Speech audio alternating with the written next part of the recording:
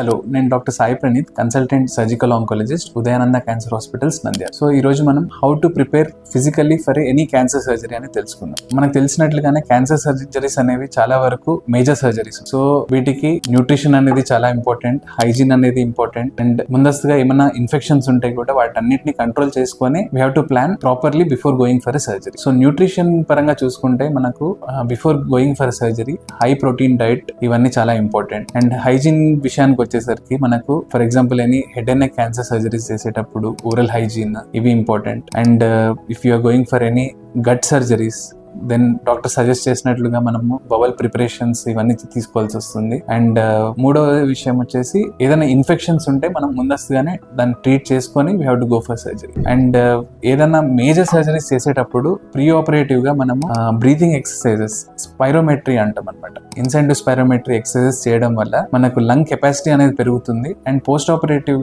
గా కూడా రికవరీ అనేది కూడా ఫాస్ట్ గా ఉంటుంది.